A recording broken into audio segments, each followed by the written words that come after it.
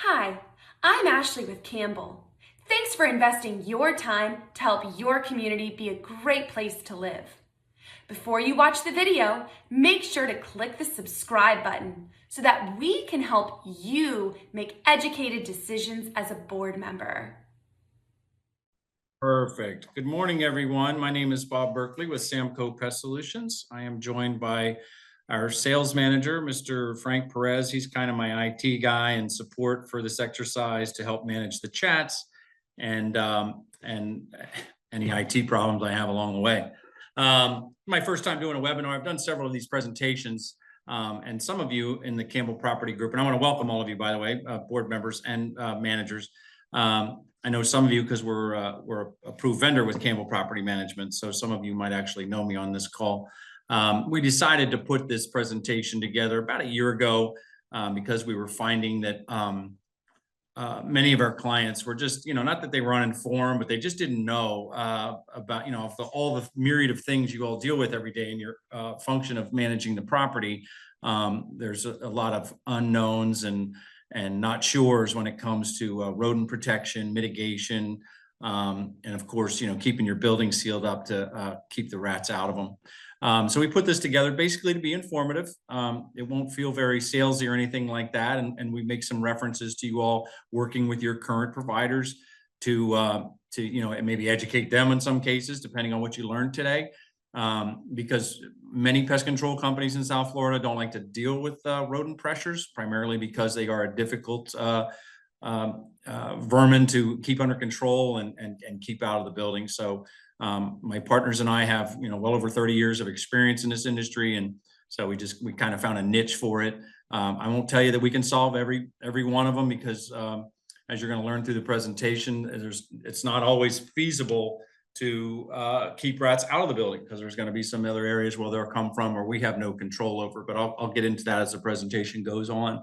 But I want to thank everyone again for coming, and we'll get started here. I'll try to get you out of here before 1 o'clock, and it should be about, give it take 30, 35 minutes total in actual slide presenting. And then one housekeeping note, and Frank's going to put it into the chat before I forget. Your license numbers need to be included when you send me back the email with the evaluation form. That's required by the state, obviously, and then I do all the registering of your license numbers and names to get you the credits you need. Okay, so here we go, and thanks for participating. We love that picture, by the way. So we'll get started. Again, my name is Bob Berkley with Samco and Hoffer Pest Solutions. Hoffer is our residential arm. Samco is the commercial arm, and we divide commercial business in our industry by, plazas and commercial properties, hospitals, nursing homes, grocery stores, distribution warehouses, a variety of things. But one of the things that we do specifically is HOA and condo associations for pest control management. And then Hoffer is we'll do the general pest for residential and also termite. And then we do lawn and ornamental as well. That's kind of a quick overview of our company. Kevin did not join us today.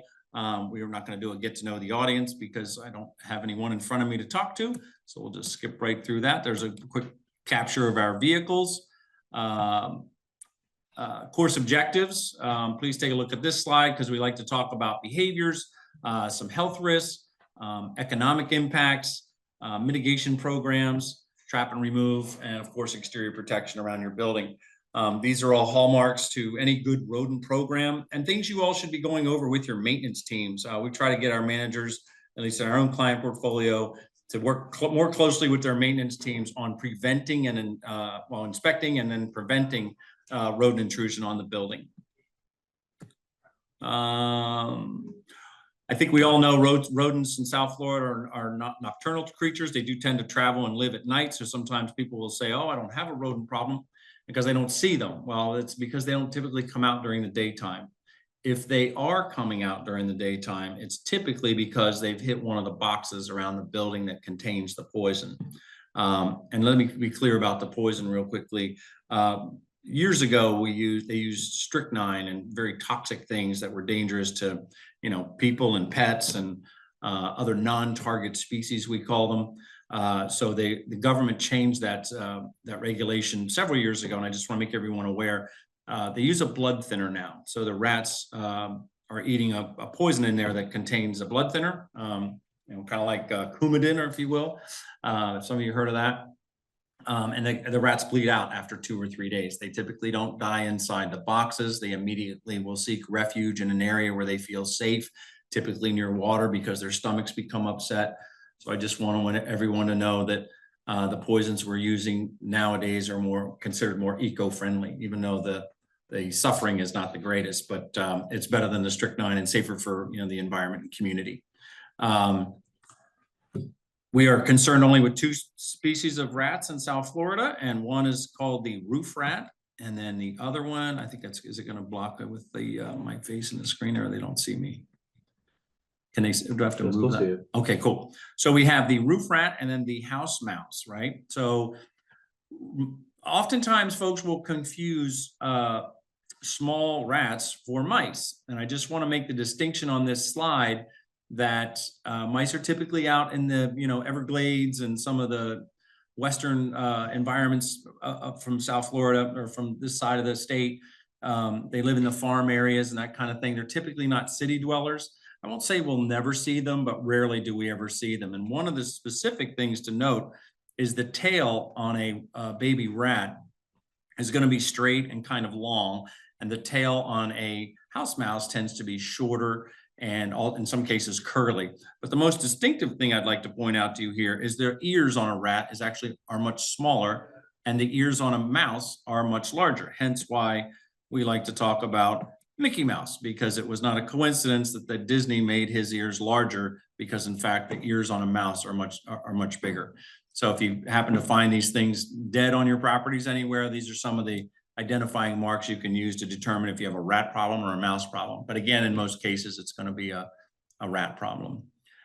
Won't touch on this slide too much. I think some folks have probably heard recently that Gene Hackman passed away in his house with his wife there, and they were found dead many days later, and his wife passed away from hantavirus. So I was kind of curious, because I'm in the business. I've heard about hantavirus my entire career, and I've been in several ceiling voids to be exposed to this kind of thing. And what I discovered and found out from other scientists in the industry is hantavirus is not prevalent in South Florida. People are typically not going to catch the plague or salmonella, leptospirosis. That's kind of iffy as well. We have no reported cases here locally. Residents, tenants will oftentimes try to use these as kind of leveraging points for things that might happen to them. We can't say it'll never happen. We would just say it's very rare. And again, the hantavirus is a respiratory infection that's not prevalent in South Florida. So first topic we like to talk about, first line of defense is inspecting your buildings. These are 2 properties that we do here in Broward County. And we inspected this entire building. So we do rooftops and AC lines. We go to trash rooms, stairwells. We're looking for gaps and openings where rats can get into the building.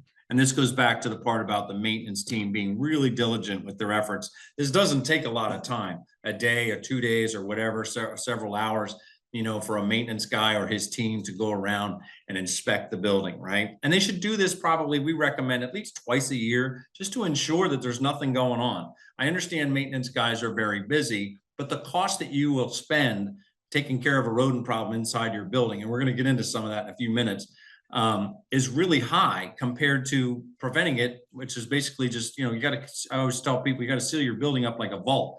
Rats are extremely intelligent. They are very persistent. And if they have been on your building, their friends are going to find a way, to get there and try to find a gap that they can get through to get inside your structure, your building.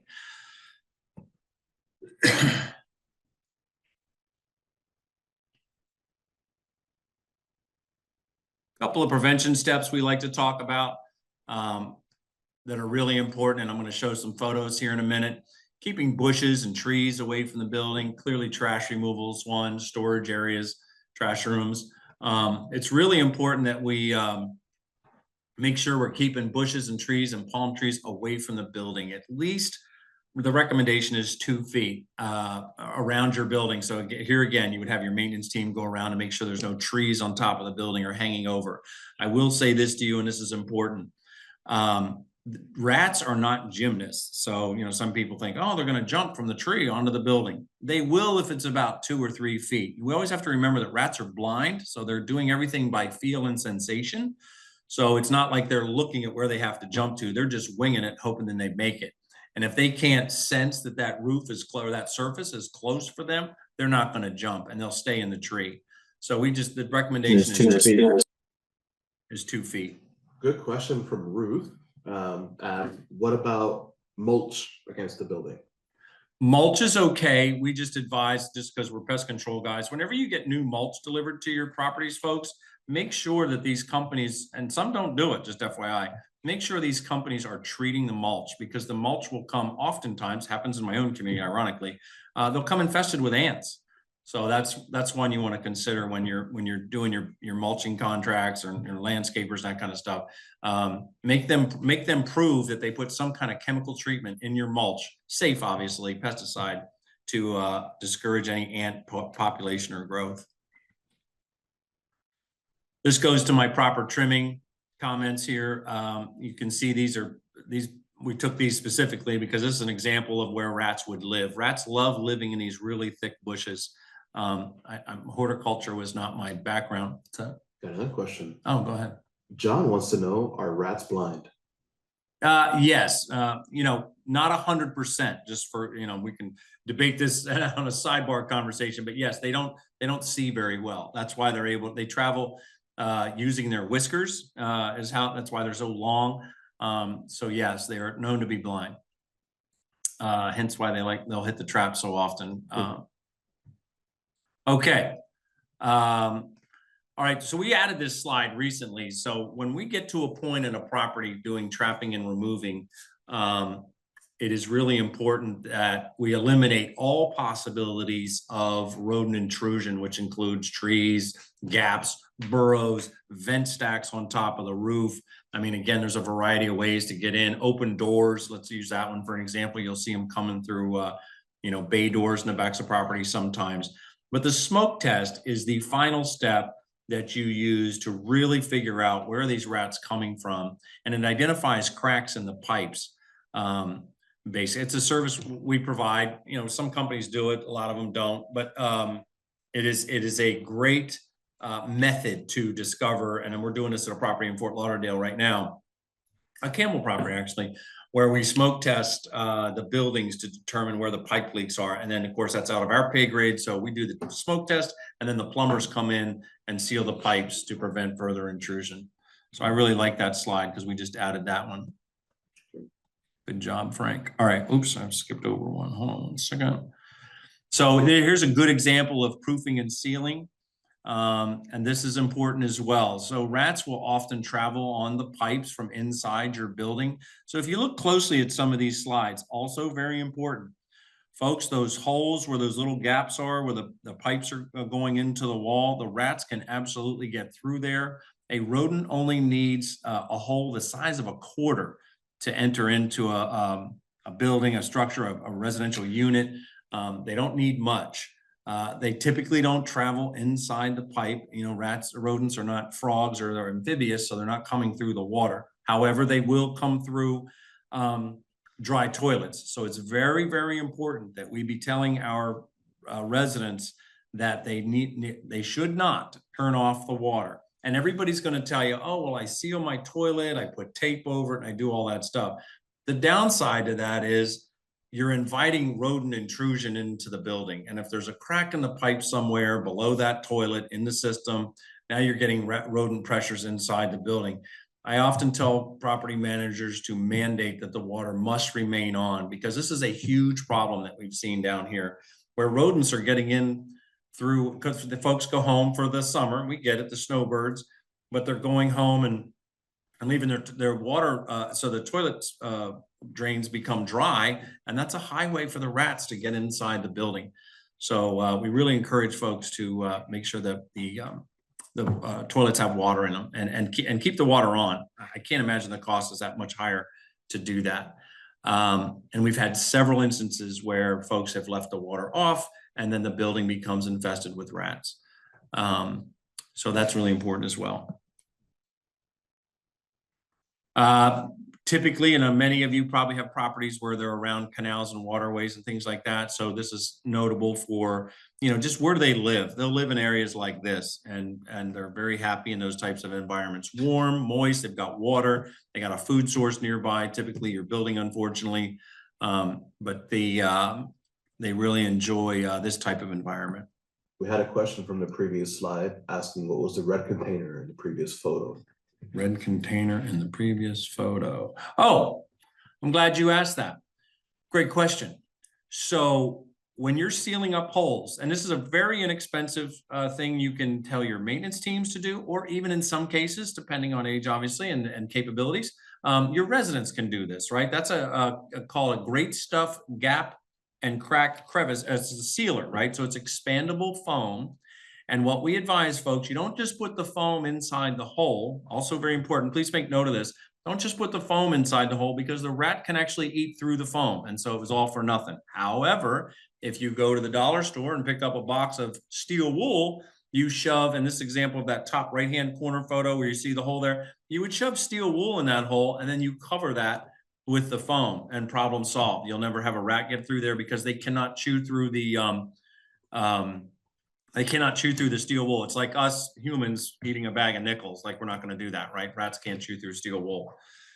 So great question. It's 132. We caught 132 rats in this building over 3 months, maybe 4.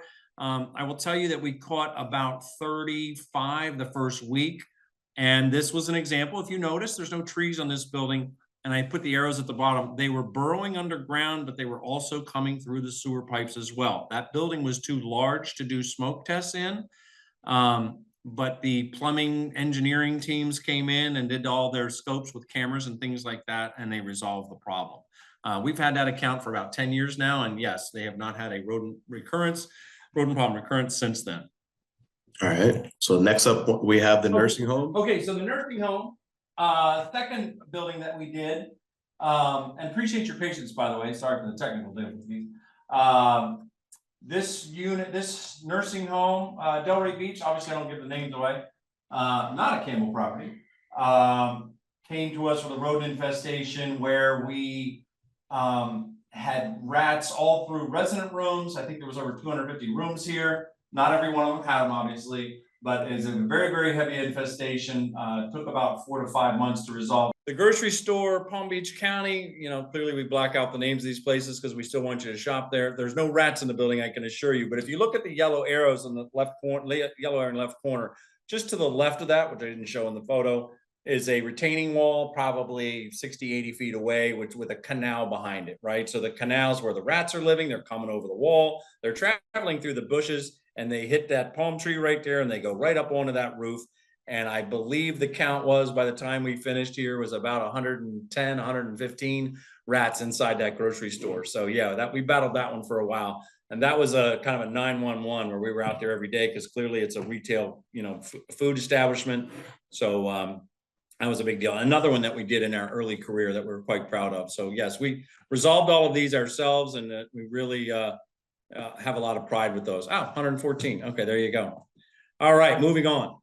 So rats, I put this slide up because I like everyone to know rats are very heavily populated at the beach. So I put that arrow up here on off in the distance by the beach, and those mangroves, we all go to the beach on the weekends, I'm sure, sometimes.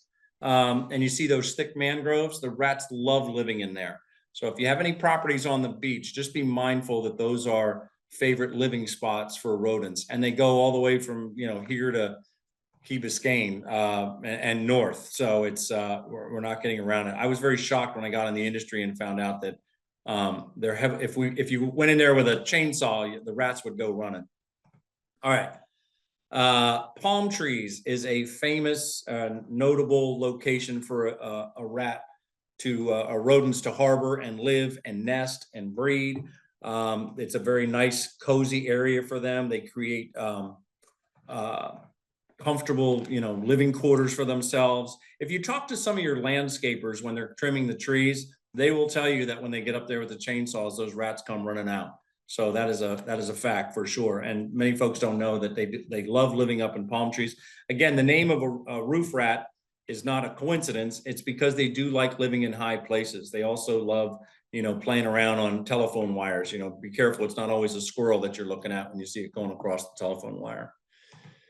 All right, and in this one, I give an example of common signs of a rodent infestation. If you look at that photo in the top left corner, so when you have your maintenance team doing inspections up in the ceiling voids, rats leave bigger droppings while they live. Oh, nice, yes. Over one rat. Yes, notable. We added this to the slide. A rat can leave hundreds of half-inch spindle-shaped droppings in just a week, often hiding in attics, along walls, or near your food. Rats leave bigger droppings while mice leave the smaller ones. That's true. Also, mice droppings can be confused for large cockroach droppings, which is important to note as well. So large cockroach droppings are very similar to mice droppings. Again, we don't see mice very often. So it's oftentimes it's a large cockroach. Oh, and here's my new favorite one. Fun fact, the word rodent is derived from the Latin translation. It means to gnaw. So when we talk about gnawing for rodents, when they gnaw, right, I've got to mention the teeth too, I will. When they gnaw on things, that is their method of keeping their teeth short. So I'm going to try to make it relatable for the ladies going to the salon to get their nails done. Our nails never stop growing. Well, a rat is the same way. Their teeth never stop growing. So the rats gnaw to keep their, I'm not going to catch a rat in a nail salon. So the rats have to gnaw to keep, so because if they let their teeth grow and they didn't gnaw on anything, they wouldn't be able to eat. They would look like walruses probably. But yes, that's some new notable facts we have discovered in some of our research. But worth noting, because they love chewing on wire. They love going through drywall and insulation. They'll chew on pipes. They will chew on anything. It's just a nervous habit they have because they are, animals. But yeah, that's the reason why they do that, is because their teeth don't stop growing. Oh, when your maintenance team, let me go back to that slide really quickly. When your maintenance team sees an infestation the size of the one on the top left corner, that's a great example of some of those locations where we, caught 100+ rats out of the buildings. I think it's really important that you call a pest prevention person or a company, your own provider, if they do that kind of work, because that's really where it's going to get out of hand for your own team to try to solve it. I don't discourage any maintenance man or group at a property from, trying to solve a couple of rats, milling about in a trash room or something like that. Not a problem. But when it gets to the infestation level, and the reason that we encourage this is because of the breeding cycles. Breeding for rodents, I will mention another fun fact. Female rodents can start to breed 3 months after they're born. So that's something most folks don't know, but it is notable because they can breed very quickly. And the litters of the pup size, the size of the litter is between 6 and 8. So if you've got 5 or 6 mom and dad rats that are adults living up in a attic void or a roof void or something like that, where they're comfortable, yes, the rats love to breed. They're the same, just like cockroaches do. So it's very important that we make note of that. They breed quickly and the infestations can happen fast. All right, this is one of my favorites, the grease marks. So an unknown fact for many. Yes. Do they eat the insulation on the PVC pipes? Oh, 1000%. Yes, rats love to get through insulation. Thank you for the question. Rats love to get through the insulation and tunnel through there. This may not come as a shock to anyone, but rats will use this space above ceiling voids as like a playground. So they really enjoy frolicking. They're like cats, right? So they like to frolic and play. I'm sure you've all watched Tom and Jerry. You're going to see a Tom and Jerry slide. I don't want to date anyone here, but I'm sure some of you are familiar with Tom and Jerry. That's very much like that. That's real life stuff in the rodent world. So tunneling through insulation, chewing through that kind of stuff. Yes, it's something they enjoy doing. Going on to this next slide about grease marks. So a little unknown fact, rats care because of, the environments they're traveling in. They have their bellies become very full with, I gotta get that glare out of there, I apologize. Their bellies become very full with oil. And so what you're looking at in this photo is grease marks from the belly of the rodent.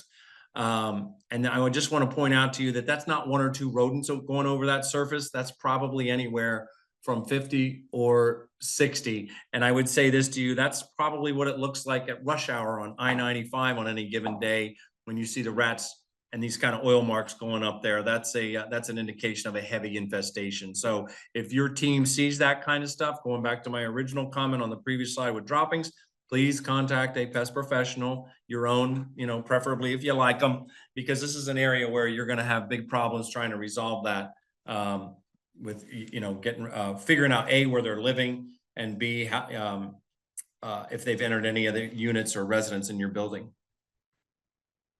So trash rooms, we'd like to talk about getting emptied, at least twice a week in some cases, depending on the cycle, depending on usage.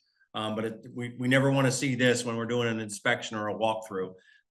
It costs more, we get it, and board members often don't like to hear it, but it is better to have the dumpsters empty, because otherwise you're going to attract this kind of entertainment from our buddies eating Cheerios. I found that slide myself, I like it. Preventative steps. There's not a lot in our industry. I mean, there's the rodenticide, the blood thinner I talked to you about earlier. There's these snap traps, which is, these are old school from back in the day, but they still work very effectively. Nobody's invented anything better. I will caution you that some of the things they sell at Home Depot are very gimmicky. You'll see boxes with, that electrocute the rats. You'll see a variety of different traps. This wooden Victor snap trap is really the best method that we have found with experience, trial and error, that best captures the rodents effectively. Positioning of the rat trap is very key. We don't put them on the walls parallel or perpendicular, because rats, again, are very sensitive, and they're sensitive to that wood, and they're sensitive to that metal. And so we often we put the traps on the wall. You'll notice at an angle in the photo. You put it on an angle against the wall like that, because the rat is encountering the bait when it first comes up from either side. So that's very important to note. On the left and the right, you'll see, well, the left is our rodent box around the outside of the building. That's your protection device for exterior protection. And I like to point this out because, again, very important to note, the boxes are a sense of security for mitigation and reduction of population. You're not going to solve a rat problem by just putting boxes around the building. The sealing up, the inspection, the vent stacks on top of the roof, all of these things have to go in conjunction. The boxes merely give you the comfort that you're not going to have a rodent infestation around your community. So you're never going to get rid of every rat. They're never going anywhere. They're going to be here forever. They were here before we were. The open boxes on the right is how they're supposed to look. They need to check with your current pest provider. I encourage everyone to do this because this is a state law and regulation. They got to have either a punch card or a barcode in there. Fresh poison. The poison needs to be rotated every 30 days. And this is by the label. So if any, pest control provider says, oh no, we can check it every other month. You can't do that. And it's no different than a piece of stale bread. None of us would eat a piece of 3-day-old bread. A rat's not going to eat a 45-day-old piece of poison. It's just not attractive to them. So the poison carries a certain amount of attractant to it when it gets into the box. And so if it doesn't like it, it'll just go out of the box and keep on moving. So, yes, sir. Somebody asked if it's important to have these rodent base stations around the perimeter of a HOA community. I will say yes, but not only that, but to have it properly maintained. And I think we should touch in on like what that clean and service device does look like. So yeah, the reason that we encourage folks to have these devices cleaned on the inside is because rats are, somewhat like cats in this regard. They're very finicky, right? So if they get in there and the box is dirty, there's other rodent droppings in there from a previous rodent encounter, and the technician didn't clean the box. The rats can oftentimes be turned off or scared or skittish and run away. I'm sure in our personal lives, we've seen squirrels do this when they're running up to a tree and then they quick dart somewhere else. Rats will do the same thing. They would have to be starving to spend time in a dirty rat box. So we like them. They don't have to be, polished clean when you open them up, but they need to be free of debris. Anything that's going to kind of set off the rat will keep it from eating the poison sometimes. So great question, and I appreciate that. And yes, to answer the real question, which was have the boxes around. If you're on the fence about putting boxes in your community, one piece of advice I would give you is make sure you have boxes around the water areas. Remember when earlier slide, I showed you the canals and the water. It's really important. We're at 20 minutes, or we have 20 minutes left. 20 minutes left. Okay, good. We're close. So it's really important to have the boxes around the canals, right? So if you remember that slide from earlier, you could put the boxes behind the homes where along the canal. You don't necessarily have to have them in the interior of the community, but when you have homes that are on the water, we recommend that you should have boxes around them. And it keeps your costs down too, so you don't have to put boxes all over the community. All right, recommended service procedures. So trapping and removing, proofing and sealing. We've discussed all this. Trash rooms, dumpster doors remaining closed. That's very important. You also want to make sure holes and gaps inside these trash rooms are sealed up. You'll often see pipes coming in with holes in them. Again, you can use the steel wool and the expandable foam. These are inexpensive methods to seal up these rooms. It's so important that you inspect areas carefully where rodents are notorious for entering, and trash rooms is one of them. Air conditioning units, which you're going to see in a minute, is very notorious for rodent intrusion. Initiate a mitigation program with rodent boxes like this individual just asked a minute ago. Very important, 40 to 50 feet apart. It doesn't have to be that, but that's a good measuring stick for you. Any pest control company, just FYI, that's telling you to put them 20 or 30 feet apart, I'm just being honest with you folks, because I'm a business owner here, not a salesperson. They're just trying to get a bigger commission check. I hate to be, the bearer of bad news, but if you ever go to a community and you see a lot of rodent boxes, that was just a salesperson trying to get a bigger paycheck, which is not uncommon. We also, and it says use boxes that are secure and locked with a key. So I do need to point this out to you. The cheaper, less expensive boxes with no weights in them. So by state law, these boxes have to be up against the building.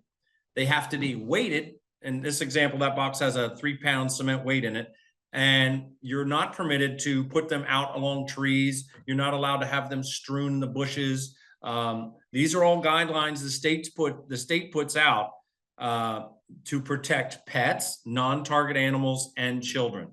These boxes really need to be secure. You have to have good keys for them. They are prone to getting hit by weed whackers from the landscapers, and the lids will break. And God forbid, we don't want a child getting in there and playing around with this poison.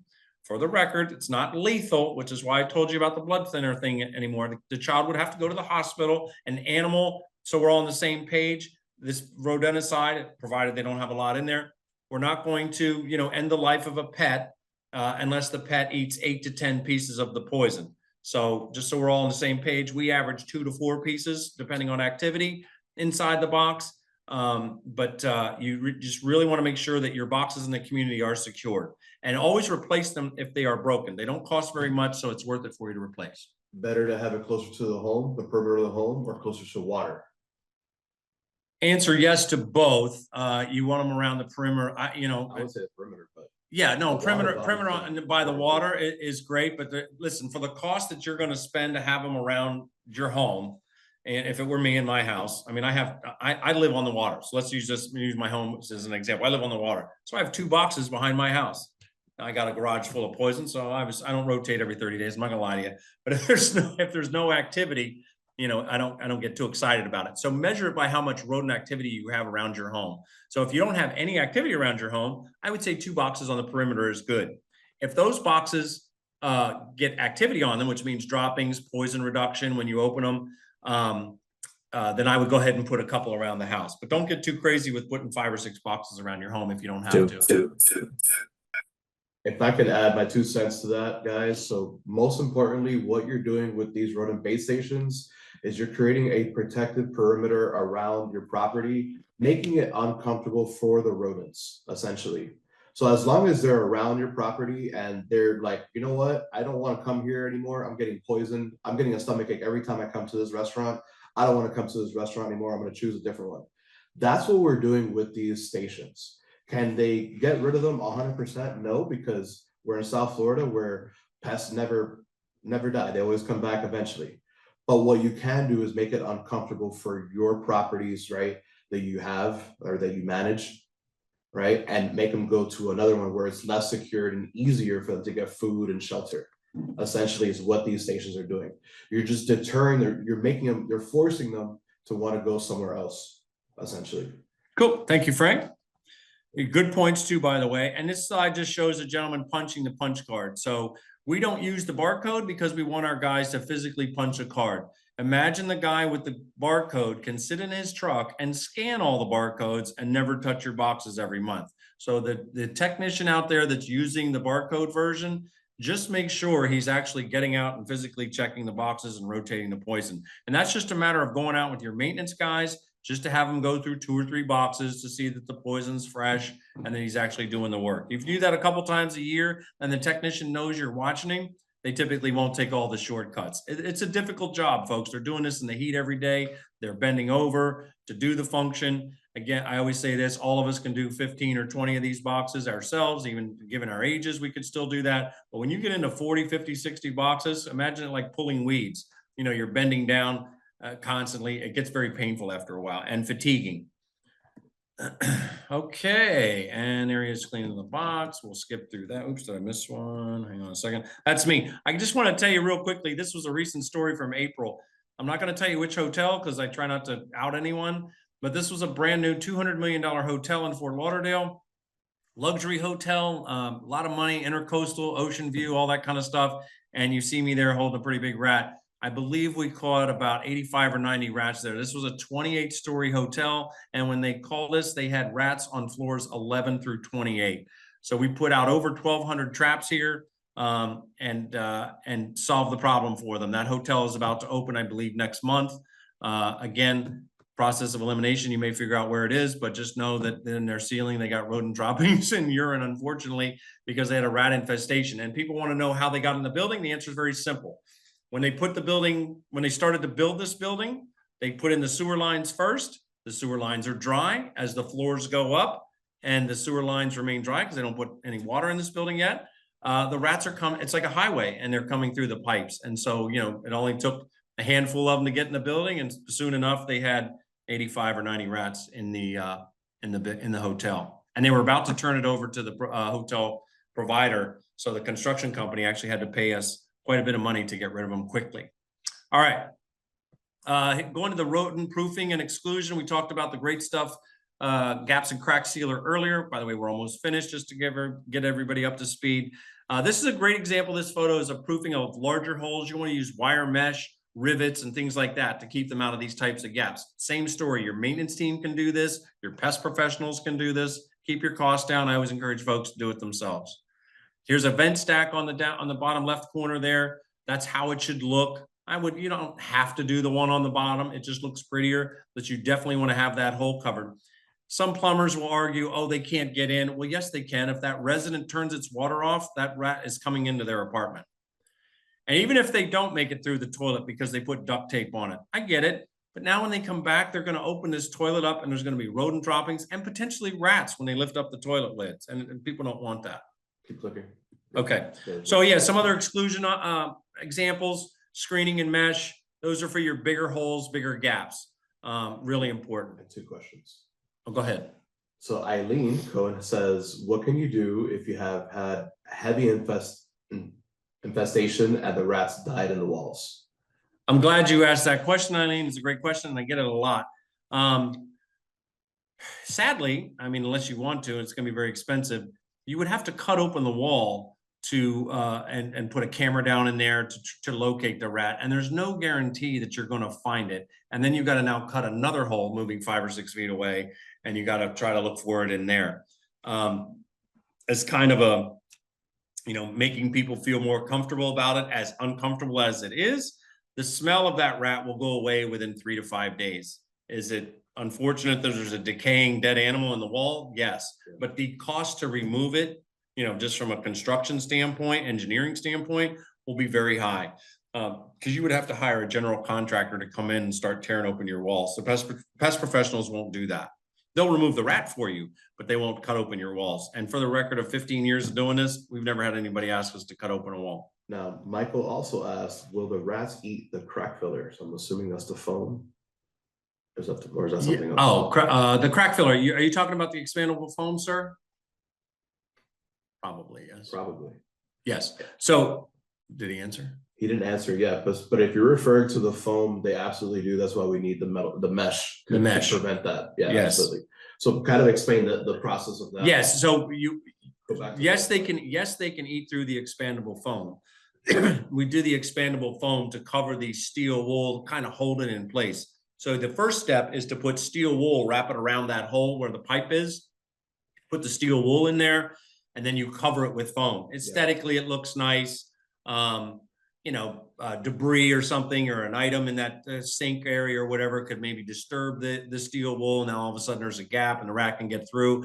The foam is really a way to kind of, you know, close the book and keep it shut type of thing. You know, you just want to make sure that the rat can't get through there. It's a sealer. It's a sealer, correct. Up a hole and it's filling it up, but essentially the mesh is what is the security measure for us there, because you won't be able to bite through that. So we recommend cementing around burrows like this. You see the rat going in here where the pipe is. You can put cement or rocks. So we'll do that a lot. You So see, the one that he's talking about is the one with the red arrow, guys. If you look at the picture on the left, you want to make sure we're putting cement around that. yes, very much so. Larger hole. You would not use, to Frank's point, you would not use wood, steel wool and mesh on an exterior wall. You always want to encourage those white rocks that you can buy, because the rats can't get through the rocks. Another key point is if you have rock beds around your buildings, rats typically are not going to travel on rock beds. It's very uncomfortable for them. It's no different than us going across broken glass. Same thing. Pop quiz, Bob. Is that middle one a rat or a mouse? Look at the ears. We got a question in the chat. Oh, wow. Looks like a baby rat to me with that straight tail. But, you know, we could debate that offline. All right, so the one with the droppings on the right, that's a typical rodent infestation. And you know, people would ask how many rats is that? As a professional in the business, I would tell you between 8 and 10 rats are in that home. That's not 1 or 2 rats. That's a lot. Can rats enter an opening 3 feet off the ground? No, it's my comment earlier about them not being gymnasts. Well, if the surface of the wall is like stucco, the answer, scalable, yes, the answer is yes. They can't go up smooth surfaces like steel. Like they're not going to leap 3. They're not going to jump 3 feet. Correct. And here's another one for you too. On going to the palm trees, and I'm sure you've heard this regarding iguanas. This is really important. I'm trying to wrap up to get you all out of here in the next 9 minutes. You've seen those metal aluminum wraps going around trees for iguanas. Those are also really good for rats because rats cannot get past that. So just a little tip for you. Good questions, guys. Yes, very much so. These are just, you know, gnawing examples. There's some grease marks in this slide with the pipe. I like that wooden one because that's a great example of a rat gnawing. The burrows on the right side, Frank's made this comment before, iguanas can make these. That's very true. Yeah. Rodents typically will burrow through the ground like that as well. Cover that with rocks, right? Yeah, here's the one about AC units. We're almost finished. AC units. What I want you to pay close attention here is you see the white pipe going. I've got to get an arrow for that. We can see the white pipe going into the vent there that goes up into the building. That's an entry point, very popular for rodents to get inside the building. This is one of those we encourage steel wool to shove up inside of that and then do the expandable foam. And the reason I say that here is because the rain isn't going to hit that. If you do it on the exterior part of the building, like I showed you earlier, the water could end up compromising the foam. Myth or fact, Tom and Jerry, I love this one. So, you know, you ever notice Tom never caught Jerry? So I like to talk about, if you're going to have your residents will say, oh, well, we have cats or feral cats are taking care of the rats. It's not true. The only time, and folks will argue with me and say, oh, well, the cat came back with a rat in its mouth. That's because the rat was on its way to dying, right? So he caught a layup, if you will. So domestic cats will typically, not all domestic cats will hunt rodents. That's very true. And it's because the domestic cats living in your home, they have a food source. You're feeding them every night. So the rat is too difficult. They look at rats more as a play toy. So if they see it, they want to chase it, but they have no interest in catching it and eating it and all that kind of stuff. And even the feral cats, you know, most people are putting food out for them. There are other non-competing food sources for a feral cat. Think about a dumpster. Think about other, you know, trash thrown on the ground. That's a much easier thing for them to obtain versus a rat. What if a cat eats a poison rat? Will it become sick or die? Typically, and I said this earlier about dogs, no, they won't die, but they'll get sick. Was it if they eat it, and what was it? If they eat the rat, and will they die from the poison? Is that what the question was? Yeah, if they become sick, will they become sick or die if they eat a poison? Piece of poison or a Piece of poison poison. rat? Oh, piece. If they eat a poisoned rat, will they die? Or No, will we they call die? that, we call veterinarians, we call that, in the veterinary world, they call it secondary poisoning, and the answer is no. So if you asked your vet, just remember this, and I'm not sure of the cap, but I'm sure it's a lower number. There's 5 grams of poison in the pack of poison we put in the box. We typically put in 10 grams. It takes 40 to 60 grams to kill a dog. My hunch would be 20 to 30 for a cat. So yeah, they got to eat a lot of it, and they don't pass away from eating a dead rat. And I will say, I'm not going to describe it because it's pretty gory, but we did have a golden doodle that ingested a rat a few years ago, but it lived because we got the call from the vet's office telling us that it survived. All right, there we go. You all are off the hook for the quiz, so I appreciate your participation. We do, however, need you for the evaluation to receive your CEU credits. And if you have any questions, I would certainly appreciate them now because we have about 6, maybe 7 minutes left. And did I miss anything? I got a couple questions here, so as we wrap up. Go ahead. So Eileen mentioned that the resident cat caught 14 rats and traps caught 4. We would like to hire that cat for a job. I would say, Eileen, too, that if you're is that like an indoor cat or outside cat? One. If it's an outside cat, it's going to definitely have a sense of hunter in them. But most of these cats are domesticated, and you're used to eating, specific things. So that's something it's awesome to have, but we can't really control the quality of an outdoor cat there for. We don't hear stories of cats catching 14 rats. I'm happy that That's awesome, that you found one. That I mean, there's anomalies in life and everything. So there you go. But I always try to tell folks, don't rely on cats to protect you from rodent infestations or pressures. Thanks for watching. For more great educational content, click the subscribe button now.